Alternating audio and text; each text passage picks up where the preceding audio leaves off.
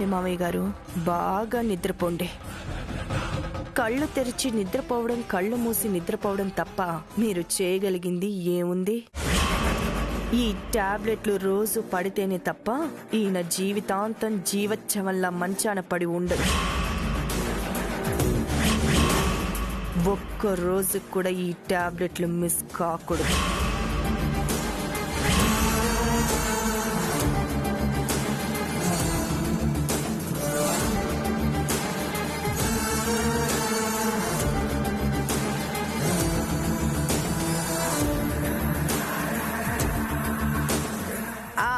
అత్తయ్యా,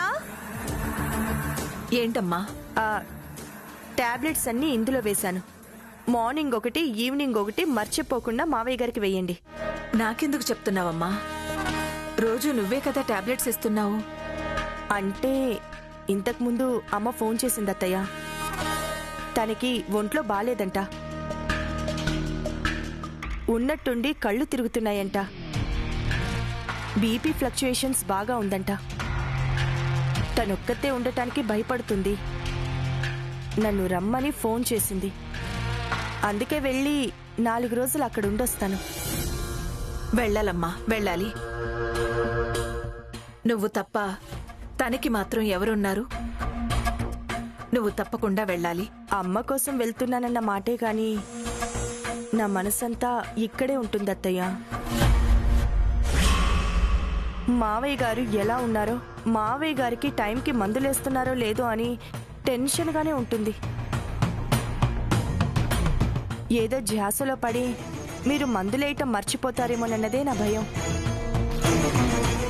ఆ టాబ్లెట్లు ఒక్కరోజు వేయటం మర్చిపోయినా ప్రాణానికి ప్రమాదం అంట. అందుకే మీకు గుర్తుండటం కోసం ఆ టాబ్లెట్స్ అన్నీ తీసి ఆ బాక్స్లో పోశాను. రోజు పొద్దున సాయంత్రం మర్చిపోకుండా వేయండి. అలాగేనమ్మా, మర్చిపోకుండా వేస్తాను. నువ్వేం టెన్షన్ పడకు. అలాగే అత్తయ్య, నేను బయలుదేరుతాను. మంచిదమ్మా, జాగ్రత్త. మావయ్య గారు జాగ్రత్త.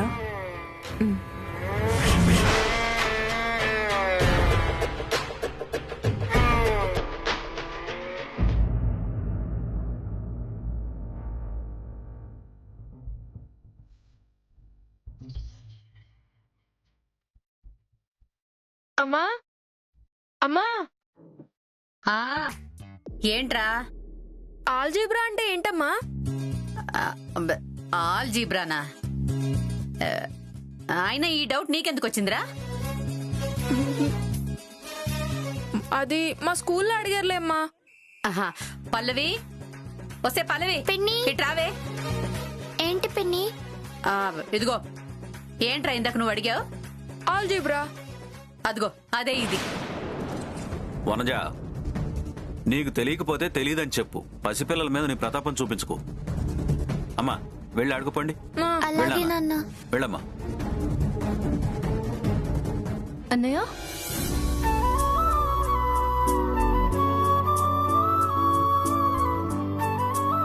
ఏంటమ్మా ఇది? మీరిలా కూర్చోండి.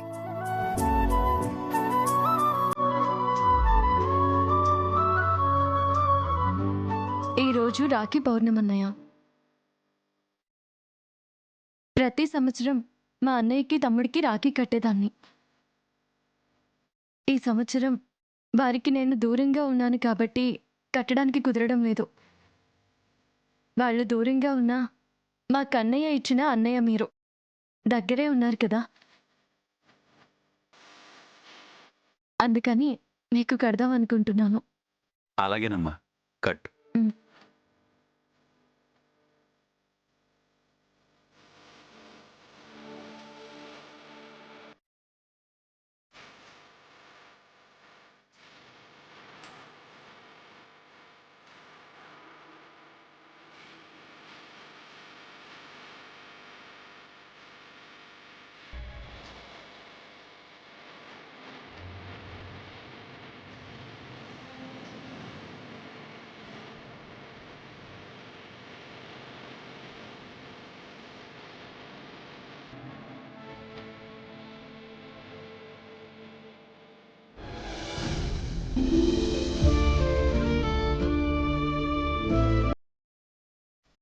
దీర్ఘాయుష్మాన్ భవ.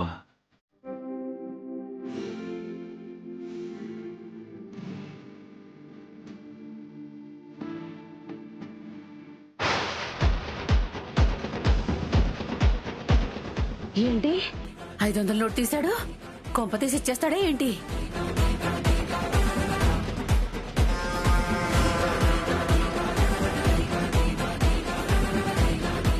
ఈ అన్నయ్య ఇంతకన్నా ఏమీ ఇచ్చుకోలేడమ్మా. అదే మాట అన్నయ్య. అభిమానంతో ₹1 ఇచ్చినా కూడా అది ₹1,00,00,000తో సమానం. బాగా చెప్పావమ్మా. అభిమానంతో ₹1 ఇచ్చినా సరిపోయేది కదా, అనవసరంగా 500 ఇచ్చేసావు. అంటే నా ఉద్దేశం, ఇచ్చేదేదో ₹1000 ఇస్తే ఒక చీరైనా కొనుక్కుంటుంది కదా అని. 500కే వస్తుంది నా బొందా. అంటే నా దగ్గర ప్రస్తుతం 500 కంటే ఎక్కువ లేవు వనజ, అందుకే 500 ఇచ్చాను. అలాంటప్పుడు అస్సలు ఇవ్వకూడదు. ₹1000 ఉన్నప్పుడే ఇద్దరు గానిలేండి. 500 తీసేసుకోండి. తప్పు వనజ, రాఖీ కట్టినప్పుడు ఇచ్చిన డబ్బుల్ని వెనక్కి తీసుకోకూడదు. Next year ₹1000 ఇస్తానులే. అలా అయితే సరేలే. మీ అన్నయ్య ఇచ్చిన 500 జాగ్రత్తగా దాచుకోమ్మా. వస్తానన్నయ్య. అలాగే వస్తాను వదినా.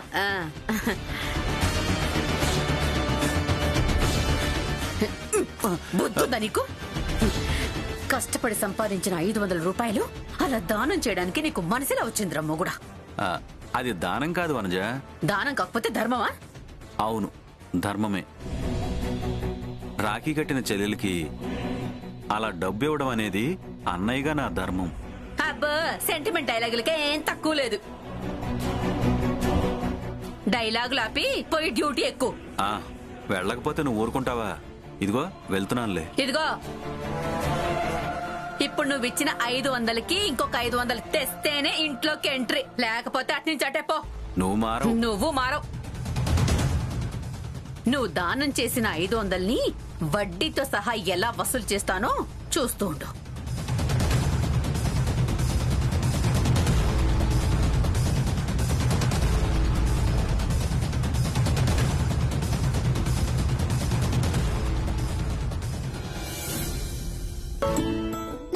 హాయ్ మామా, good morning. Very good morning. మామా, అత్త మా నాన్నకి రాఖీ కట్టిందంట. ఓ అవునా? అవును మామా. మరి నీకెవరు కట్టలేదా రాఖీ? నాకు కట్టడానికి చెల్లెళ్ళు లేరు. చెల్లెళ్ళున్న వాళ్లే, అక్కలున్న వాళ్లే రాఖీలు కట్టుకోవాలా? అసలు ఈ రాఖీలు ఎందుకు కట్టుకుంటారు మామా? అది నేను చెప్తాను. ఇదిగోండి, ఈ రోజు రాఖీ పౌర్ణమి కదా. శ్రావణ మాసంలో వచ్చే పౌర్ణమిని రాఖీ పౌర్ణమి అంటారు. ఈ పౌర్ణమికి ఇంకొక పేరు కూడా ఉంది, జంధ్యాల పౌర్ణమి. జంధ్యాల పౌర్ణమా? అవును, బ్రాహ్మణులు తమ జంధ్యాలను ఈ రోజు మార్చుకుంటారు కాబట్టి దీన్ని జంధ్యాల పౌర్ణమి అని అంటారు. అసలు ఈ పండుగ ఎక్కడ మొదలైందంటే, మన గణపతి దేవుడున్నాడు కదా, ఆయన చెల్లెలు మానసీదేవి వినాయకుడికి శ్రావణ మాస పౌర్ణమి నాడు తన అన్న బావుండాలని రక్ష కట్టిందంట. ఆ రక్ష కట్టడం చూసిన విఘ్నేశ్వరుడి కూతుర్లు శుభం లాభం మాక్కూడా రాఖీ కట్టమని మానసదేవిని అడిగితే సోదర సోదరీమణులు మాత్రమే రక్ష కట్టుకోవాలి అన్నదంట. అప్పుడు విఘ్నేశ్వరుడు తన తండ్రి అయిన పరమేశ్వరుడికి ఈ విషయం చెప్పగా పరమేశ్వరుడు దానికి ప్రత్యామ్నాయంగా తన కంటి వెలుగు నుంచి ఒక తామర పువ్వు సృష్టించాడంట. ఆ తామర పువ్వులో ఒక పాప నవ్వుతూ కనిపించిందంట.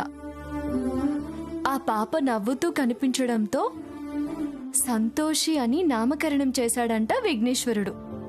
అన్నా చెల్లెళ్లే కాదు, అక్క చెల్లెళ్ళు కూడా రాఖీ కట్టుకోవచ్చని ఆ పరమశివుడు హితవు చెప్పాడంట. అప్పుడు శుభం లాభం ఇద్దరూ కలిసి ఆ సంతోషి మాతకి రాఖీ కట్టారంట. అక్కడి నుంచి మొదలైంది ఈ రాఖీ పౌర్ణమి.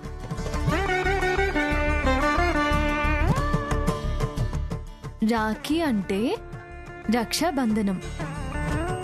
అన్నకి చెల్లెలు, నీకు నేను తోడున్నానన్నయ్య, నువ్వు నిండు నూరేళ్లు ఆయురారోగ్యాలు కలిగి ఉండాలని ఆ దేవుణ్ణి కోరుకుంటున్నానని తన దీవెనలతో అన్నకి రక్ష కడుతుంది.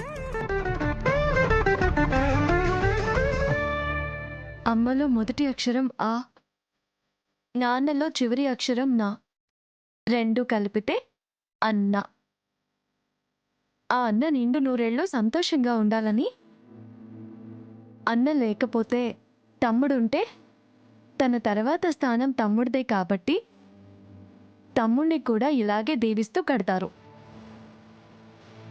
అక్క చెల్లెళ్ళు ఉన్నవాళ్ళు వాళ్ళు ఎక్కడున్నా పుట్టింటి గౌరవాన్ని, పెళ్ళైతే అత్తింటి గౌరవాన్ని కాపాడుతూ అందరి తలలో నాలుకై నిలబడమని ఆశీర్వదిస్తూ కట్టుకుంటారు.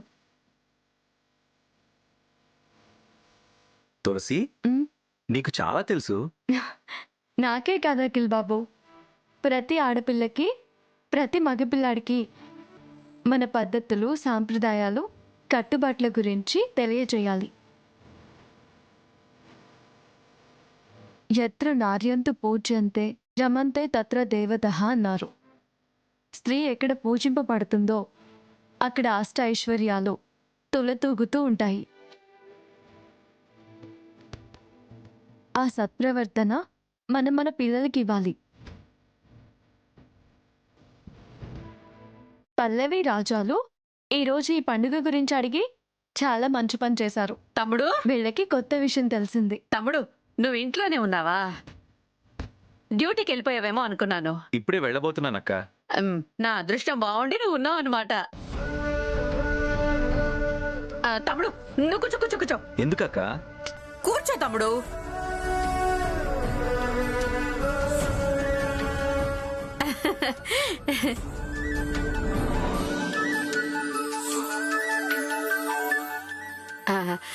అమ్మ తులసి, నువ్వు వెళ్ళి కొంచెం పంచదార తీసుకురమ్మా.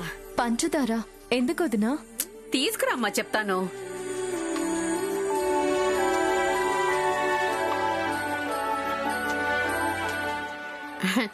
ఇవాళ రాఖీ పండుగ తమ్ముడు, అందుకే ఈ హడావిడంతా. అవును.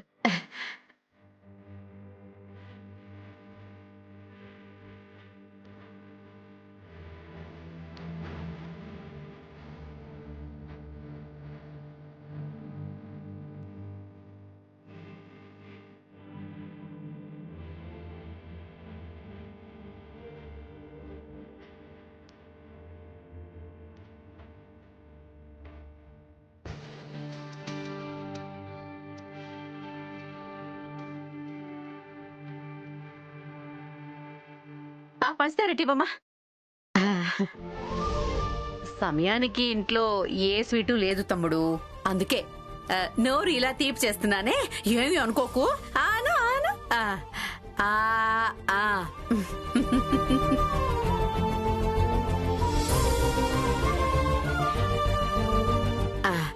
ఇలా ఇవ్వు, దండం పెట్టుకో.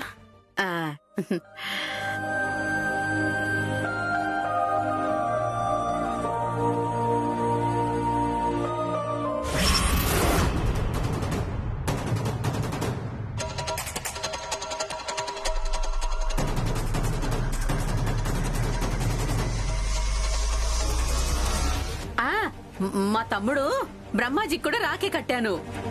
అయినా దేవుడిచ్చిన తమ్ముడు నువ్వు ఉన్నావు కదా అని నీకు కూడా మళ్ళీ కట్టానన్నమాట. అదే మా తమ్ముడికి రాఖీ కట్టినందుకు 1116 ఇచ్చాడు.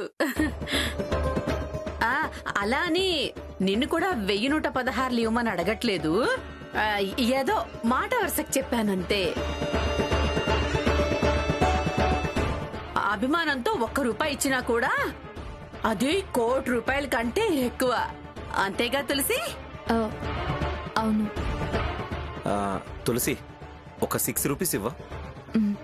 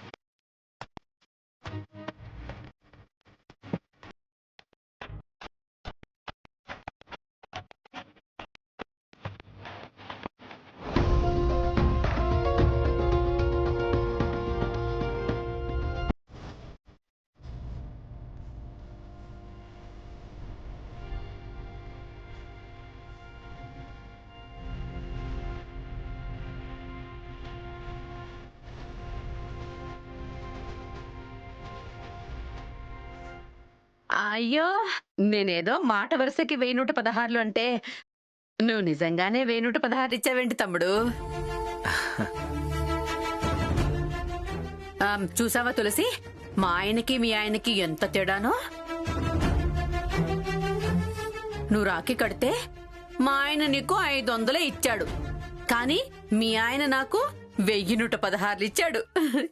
తమ్ముడంటే ఇలా ఉండాలి. తమ్ముడు, ఇలా మాటలతో టైం వేస్ట్ చేసుకోక నువ్వు డ్యూటీకి బయలుదేరు. అలాగే అక్క. రే, ఎందుకురా? అది అక్కతో నేను కూడా రాఖీ కట్టించుకోవాలి కదా, అప్పుడు డబ్బులు ఇవ్వాలి కదా, అందుకని 1116.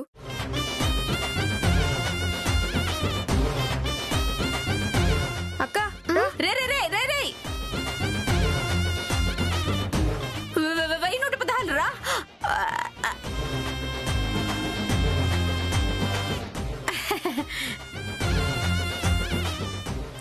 పిల్లలు రాఖీ ఇవి తీసుకుంటా. వస్తాను వస్తాను. మీ మంచి అక్క. మంచి అక్క.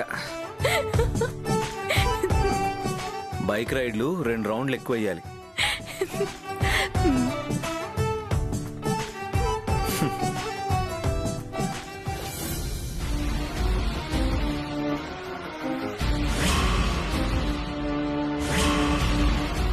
ఏంటి భయ్ అర్జెంటుగా రమ్మన్నా? నువ్వు పంపిన బంగారు బొమ్మ వీడియో సాంగ్ మన బాస్కి పంపించాను. ఆ పాట చూసి ఫుల్గా షేక్ అయిపోయాడు మన బాస్. వీలైనంత తొందరగా ఆ అమ్మాయిని కలవాలంటున్నాడు. మామూలుగా అయితే ఆ అమ్మాయిని బాస్ దగ్గరికి చేర్చేవాళ్ళం, కానీ ఆ అమ్మాయి ఇష్టపూర్వకంగా రావాలని బాస్ కండిషన్ పెట్టాడు. అందుకే కొంచెం లేట్ అవుతుంది. ఆ అమ్మాయికి ఎంత డబ్బు ఆశ చూపించినా ఇష్టపూర్వకంగా వచ్చే రకం కాదు. మరి ఎలా రప్పిస్తావు? దానికి ఒక ప్లాన్ చేశా. నేను చాలా మంచివాళ్ళ, మంచి చేసేవాళ్ళ మొగుడు పెళ్ళాన్ని నమ్మిస్తున్నాను. వాళ్ళు బాగా నమ్మిన తర్వాత ఆ అమ్మాయిని ఎలా దారిలోకి తీసుకురావాలో అలా దారిలోకి తీసుకొస్తాను. బాస్ దగ్గరికి పంపిస్తాను. అది తొందరలో జరిగేలా చూడు. అలాగే బాస్ని కూడా తొందరగా డబ్బు రెడీ చేసుకోమని చెప్పు. డబ్బుల గురించి నువ్వే టెన్షన్ పడకు. ఆ అమ్మాయి ఓకే చెప్పిన వెంటనే నీ అకౌంట్లో డబ్బులు పడతాయి. ఓకే? ఓకే.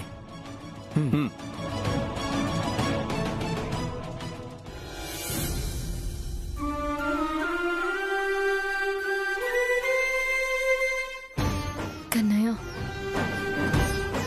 మావయ్య గారు తొందరగా కోలుకునేలా చేయడం, ఆయన లేచి తిరిగేలా చేయడం నా బాధ్యత అనుకుంటున్నాను.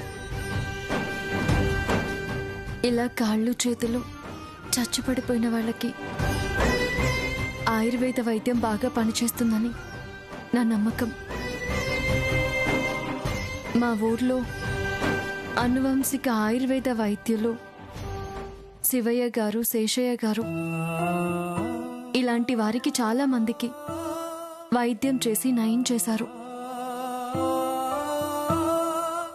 కానీ మామయ్య గారిని మా ఊరికి తీసుకువెళ్ళి వైద్యం చేయించే పరిస్థితి గాని, ఆ వైద్యుల్ని ఇక్కడికి పిలిచి వైద్యం చేయించే పరిస్థితి కానీ ప్రస్తుతం లేదు. అందుకే నేనే మామయ్య గారికి వైద్యం చేద్దాం అనుకుంటున్నాను. సత్యం అన్నయ్య దగ్గర ఆ వైద్యానికి సంబంధించి, ఆ నూనెలకు సంబంధించి అన్ని విషయాలు తెలుసుకున్నాను. ఈరోజు పంచమి సోమవారం, మంచి రోజు. అందుకే వైద్యం మొదలు పెడదాం అనుకుంటున్నాను. నేను ఇలా ఎవరికీ తెలియకుండా ఆ ఇంటికి వెళ్ళి వైద్యం చేస్తానన్న విషయం అఖిల్ బాబుకి చెప్తే చాలా భయపడతారు. పొరపాటున నేను దొరికిపోతే నన్ను చూడగానే అత్తయ్య గారు ఏమంటారు, ఐశ్వర్య అక్క ఏం చేస్తుందోనని అఖిల్ బాబు చాలా భయపడిపోతారు.